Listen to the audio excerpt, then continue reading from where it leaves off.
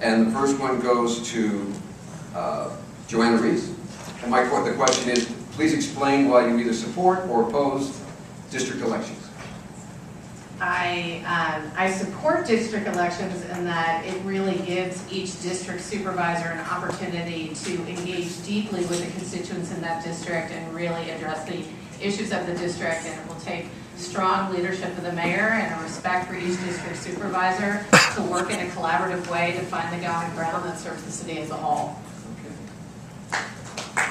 Maybe if everybody answers that quickly, we get everybody in. Tony Hall, do you support city ownership of the PG&E electric distribution system? That's a good one, because when I was on the board, I couldn't see how the city fumbling up the MTA and a few other things could possibly handle that. Today, I'm not so sure. The city is so misrun, it might as well take a shot at it. All right.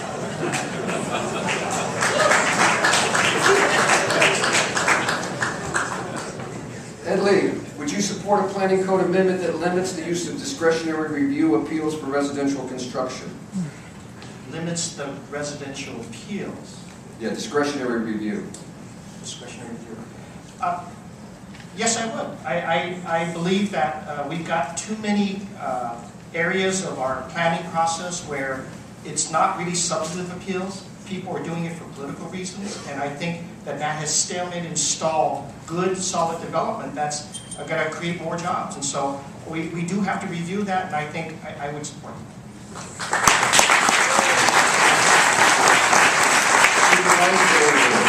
Do you support rezoning along major transit corridors such as Gary Boulevard, Mission Street to increase allowable residential unit density?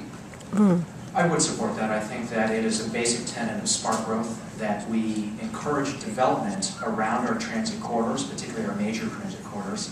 So I certainly think that the best way, if we are going to continue to grow housing in San Francisco, which I think everyone here would agree with, we need to do it in ways that are smart. This is why I supported the Shipyard project, the Partner Said project, the Treasure Island project, and I would support development around major transit corridors. Okay. Ting, do you support the Board of Supervisors' recent approval of the redevelopment plans for Partner Said? I support it in principle, but I have many concerns. I don't know that I would have signed the document that actually reached Mayor Lee's desk. I think I would have wanted to work harder to make sure that the 1,500 rent-controlled units actually remain rent-controlled, and that we make sure that we don't evict any tenants, and that we make sure that we have complete protections for those folks. I live very close to that Partner Said neighborhood. I used to work in San Francisco State. It's not a small neighborhood. 1,500 rent-controlled units is the equivalent of like a neighborhood in San Francisco. And I think that we have to make sure before we move ahead and demolish those neighbors and move in and inconvenience them that they have every protection, not just today, but long term, that they would receive at the end state. Okay. City Attorney Dennis Herera, if you were mayor, what would you do, or what do you see as the ingredients for CPMC going in on Van Ness Avenue? I think that when people talk about what the economic future of San Francisco is, a lot of folks talk about tech, and a lot of people talk about small business, and these are all very worthwhile. I happen to believe that the future of San Francisco, both short and long term, is the life sciences and healthcare research, and making sure that all our hospitals are rebuilt. Number one, that leads to immediate stimulus for a construction industry that has been decimated over the course of the last several years.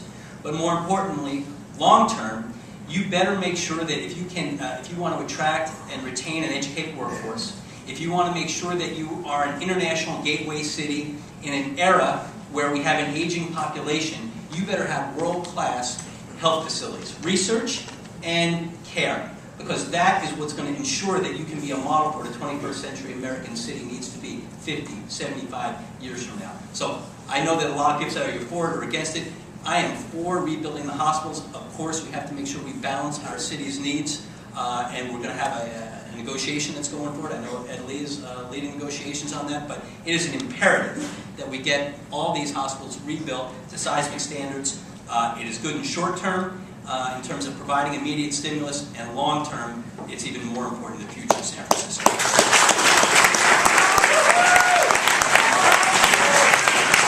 Adachi, could you explain whether you support or oppose ranked choice voting for city officials? Yeah, I support ranked choice voting. I think it gives the voters an opportunity to choose, when they're choosing from a field. I mean, you can see right here, they have different strengths that they're looking for in their leaders. And it gives the voter an opportunity to have more than one vote, which is, I think, part of the democracy. If you don't give voters the opportunity to cast their vote in the event that your candidate is eliminated, I think it hurts democracy. So I am a supporter of ranked choice voting, and I think that we'll see how it works very well in this race. And of course, it eliminates the need for a runoff, and that's something that's been very positive for our city, both fiscally as well as creating a better outcome in the election process. State Senator Leland, the question pops up every time. San Francisco 49ers? Just go ahead, you got a minute. You know, I've talked to the Yorks, and I'm just sort of that ego or that vulture, whatever you may be, circling around Santa Clara County. And once we're ready, we're going to swoop down there and take that and bring it back to San Francisco. That's my plan.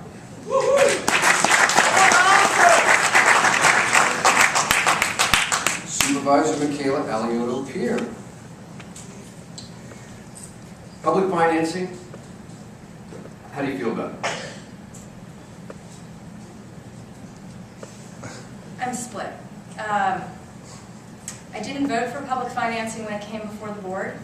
I am a public finance candidate, and so it is interesting to be in a cycle where when I think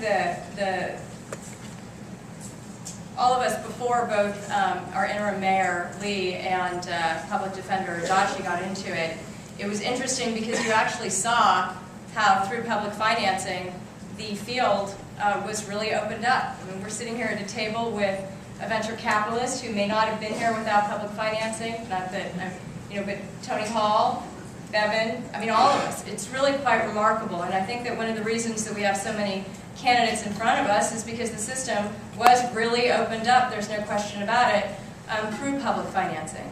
I do think that it's a system that needs to be tweaked, and I do think that in tough budget cycles, we do need to bear that in mind, but there's no question that this has provided us with one of the most diverse groups of people running for mayor. It is a democratic process. You have seen and you will continue to see a lot of people with a lot of different ideas, and I think that public financing is one of the reasons that you will see that.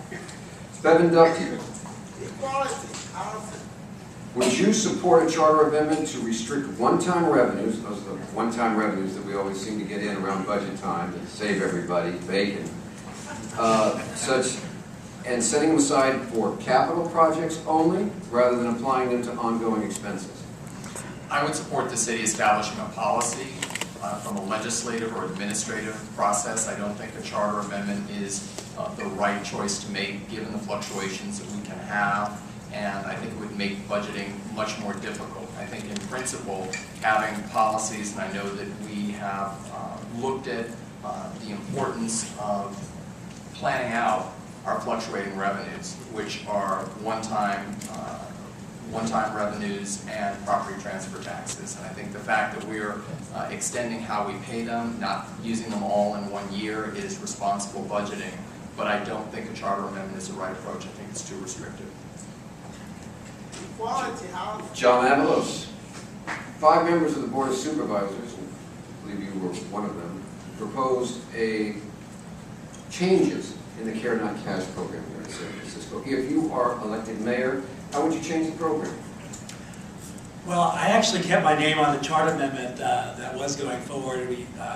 Other supervisors pulled it off. I'm concerned about the Care Not Cash program. I think its success has been that the creation of supportive housing, and you have great organizations like the Community Housing Partnership that have really wonderful models around providing that supportive housing with support. but we also set aside shelter beds in our shelters for Care Not Cash recipients. And their Care Not Cash recipients, they actually have their GHX lowered, but they don't get a unit of housing in an SRO hotel that it provides that supportive housing. They get a bed in a shelter.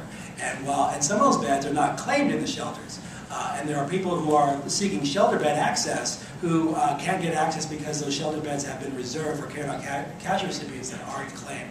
So I actually think that we need to reform that system to assure that the shelter beds are maximized for everyone's use. And I don't believe that a shelter bed is as equivalent as a unit in an SRO hotel that provides supportive housing. All right. Well, now we come to that time where the candidates make their pitch.